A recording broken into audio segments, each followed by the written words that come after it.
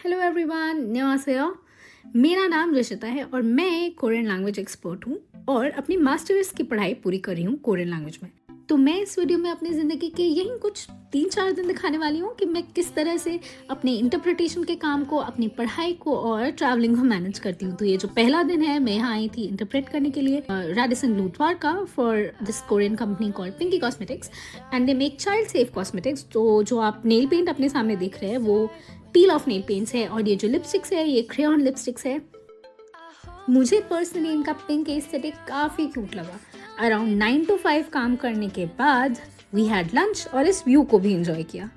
अगले दिन मेरे एग्जाम्स थे, कोरियन स्पीकिंग टेस्ट। मैं इसके पिछले दिन इंटरप्रिटेशन करके वैसे ही थक चुकी थी, बट मेरे पास आराम करने का टाइम नहीं था। मैं अगले दिन उठी, थोड़ा रिवाइज किया और एग्ज़ाम देने चली आई। एग्ज़ाम्स ख़त्म हुए, फिर मैं अपने फ्रेंड्स के साथ बाहर गई, फिर रूम पर आके सेलिब्रेट किया।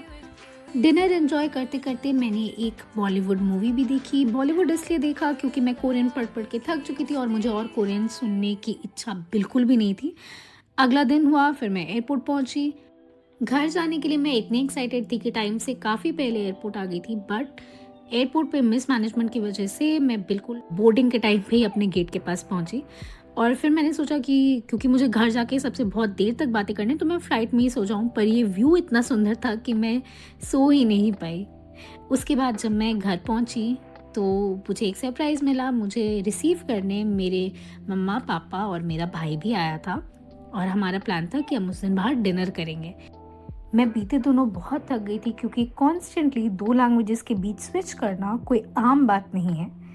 After a point when your brain starts giving up, एक इंटरप्रेटर होना सिर्फ 2 भाषाएं जानना नहीं होता, बल्कि किसी और के मतलब, भावना और इरादों को पूरी जिम्मेदारी के साथ आगे पहुंचाना होता है। उस पल आप अपनी आवाज़ नहीं होते, आप किसी और की आवाज़ बन जाते हैं, जहाँ ना रुकने का मौका होता है ना दोबारा कहने का। कभी मैं प्रोफेशनल मीटिंग में इंटरप्रेट कर रही होती हूँ, तो कभी अगले दिन कोरियन स्पीकिंग एग्ज़ाम दे रही होती हूँ और फिर सब खत्म होने के बाद घर लौटती हूँ।